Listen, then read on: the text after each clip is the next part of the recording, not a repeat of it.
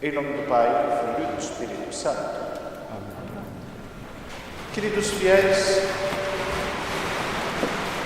transferimos para este domingo a solenidade externa do Santíssimo Coração de Nosso Senhor e Salvador Jesus Cristo, a fim de que os fiéis possam aderir com sua presença a esta liturgia de tamanha importância.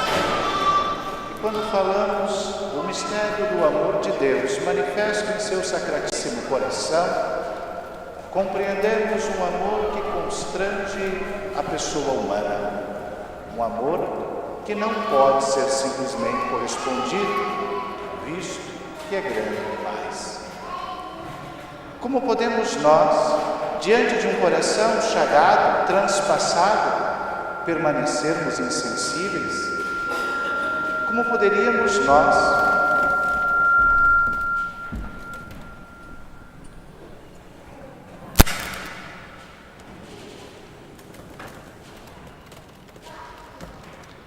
acho que isso quer dizer que tem que se pregar daqui. Assim podem olhar bem para o coração. Como poderíamos nós ficarmos inertes diante de uma realidade tão sublime quanto o imenso amor com que Deus nos amou? As aparições de Nosso Senhor, a Santa Maria Margarida Alacoque, nos faz compreender que este coração chagado continua com a sua chaga aberta, não fecha, e dele continua vertendo uma fonte, mais que isso, uma fornalha de amor. O desejo do coração de Jesus é que a humanidade inteira seja inflamada neste amor divino que nos vem pela redenção. Mas, em vez de responder ao amor com amor, o ser humano responde o amor com indiferença. Sua forma mais agressiva, ser indiferente ao amor. O amor não é amado, nos lembrava Santa Teresinha em Lisieux. O amor não é amado. É preciso aprender a amar.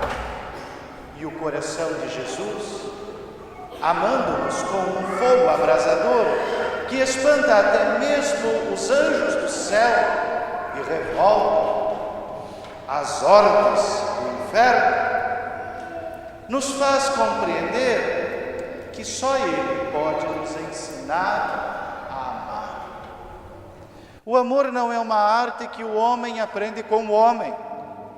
O amor é uma arte que o ser humano só pode aprender com Deus, que é o próprio amor, a origem do amor e o digno de ser amado sobre todas as coisas. Amar a Deus sobre tudo, primeiro e sublime mandamento. Amar o próximo como a si mesmo, e talvez antepomos por amor a Deus. Pois se o fazemos, é primeiro por mandato divino, não por liberalidade nossa. Cá, queridos fiéis, quando vemos este coração que não recusou a ser transpassado e dele fazer jorrar todo o sacramento do amor divino, a Eucaristia e o batismo, que nos geram para a verdadeira vida e nos alimentam com um verdadeiro alimento. Eis o sugo da vida nova, o sangue de Cristo. Nele, queridos fiéis, aprendemos que amor não é mero sentimento. Amor é estado de vida, é virtude, é caridade. Amor vem de Deus e torna-se decisão firme, princípio claro e irrevogável, constante e fervoroso.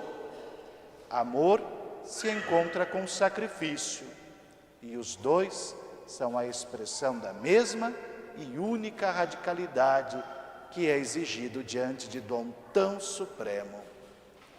Este coração nos chama à vida da plenitude e da redenção. Responder o amor amando. Amando em uma arte constante e irrevogável. Amar e nunca recusar-se a amar.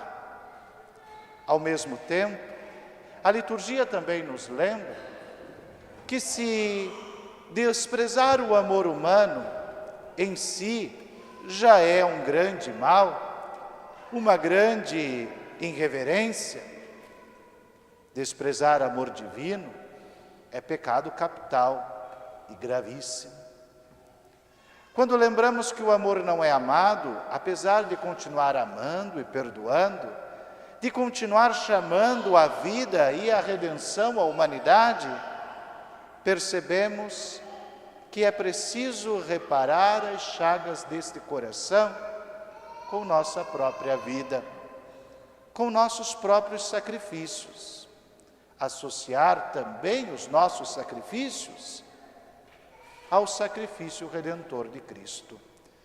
Parte importante das revelações de Nosso Senhor a Santa Maria Margarida é que é possível que nós manifestemos um amor especial e reparatório.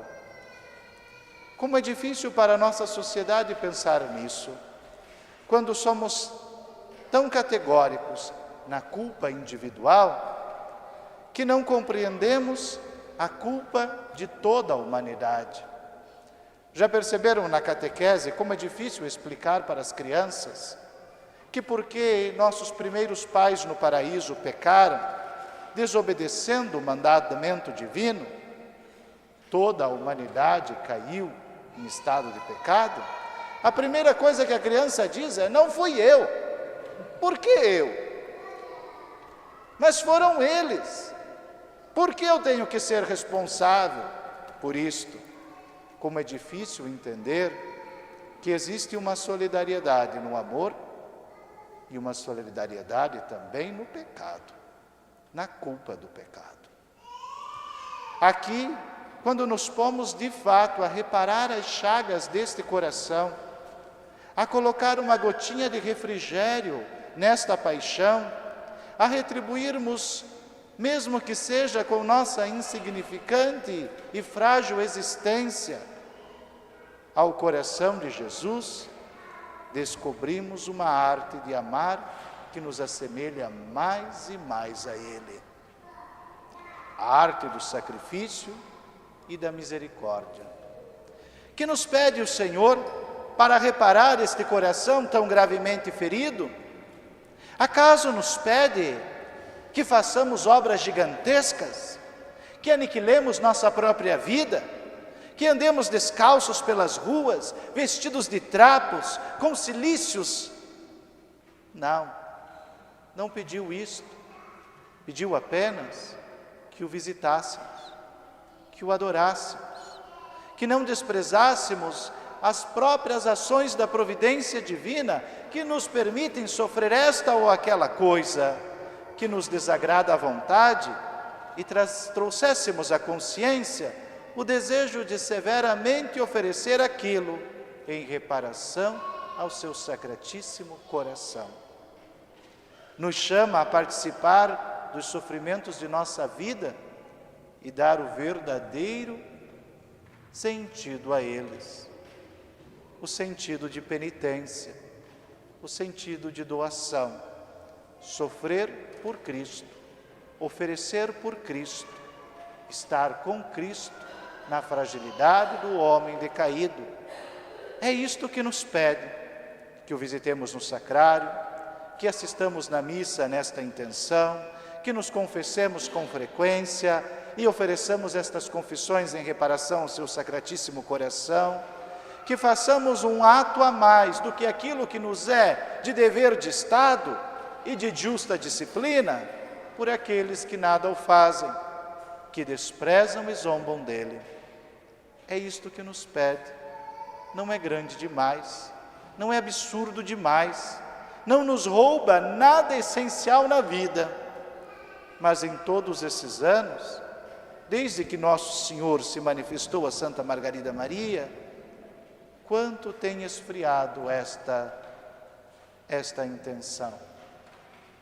Olhamos os santos e vemos que não perdiam uma oportunidade de oferecer esta mazela ou aquela, cientes de que aquele sofrimento não seria inútil, mas associado ao coração do Senhor, havia de trazer frutos de redenção à humanidade inteira. E nós por vezes somos tão desatentos, tão entorpecidos em nossos próprios planos e projetos, que nem sequer lembramos de seu sacratíssimo coração. E se nos vem um infortúnio, o que fazemos? Logo murmuramos, logo praguejamos as consequências, as causas e tudo que está envolto em torno daquele infortúnio, quando o qual não queremos imediatamente a vingança, sabendo quem foi o responsável por aquilo. Lembro uma vez que voltava às pressas de uma missa em Joinville para o grupo de fiéis de lá, para a capelania do Imaculado Coração de Maria, e subia a serra, bem quando havia acontecido aqueles deslizamentos, e uma fila gigantesca. Depois da missa, tinha que chegar a cá ainda para atender confissões e missa. E o tempo dava de sobra. Porém, ai daquela estrada. Todo motorista naquela curva do caminho era formado em geologia, porque queria analisar a consistência do solo, as causas do desabamento, e passavam a 5 por hora com o carro, com uma cabeça enviada no buraco, para ver o que tinha acontecido. Ai, quanta raiva deles! Quanto infortúnio, e a hora acabando, e aquela fila que não andava, e calculava, onde estão os especialistas de trânsito? Por que não alteram esta rota? Por que não fazem alguma coisa? Quem é o responsável por isto? Quando chegar a Curitiba, vou ligar para o prefeito, para o governador, vou fazer de tudo para responsabilizar o culpado por isto. Ah, que tristeza! Quantas horas dedicadas a um infortúnio de uma estrada congestionada e a um bando de curiosos da coisa alheia, que nada podem fazer de bem, mas querem ver oportunidade perfeitíssima para oferecer um sacrifício. Um sacrifício não é aquilo que nos é culpa nossa, por causa de uma imprudência, por causa de uma atitude de risco, nos expomos ao mal e depois queremos oferecer. Não. O verdadeiro sacrifício é naquilo que somos inocentes e não culpados, e sofremos um mal injusto e o oferecemos. Tão simples um desse, 3 horas a mais de trânsito do que era necessário. 3 horas em um carro, será que são menos, que são mais dolorosas ou incômodas que 3 horas na cruz? Não, queridos fiéis. O Senhor quer de nós aquilo que Ele mesmo nos providencia e nos permite viver. Basta a generosidade do coração, clareza de consciência e boa vontade. A grande angústia que nosso Senhor manifesta a Santa Maria Margarida é que este coração está flamejante de graças, e como gostaria de derramá-las sobre a humanidade, mas não a pedem, não a suplicam, não a querem e não a conquistam. Não nos associemos a estas fileiras, tomemos a parte daqueles destinados às graças do coração de Jesus, a repará-lo, a adorá-lo e a louvá-lo. Louvado seja nosso Senhor Jesus Cristo.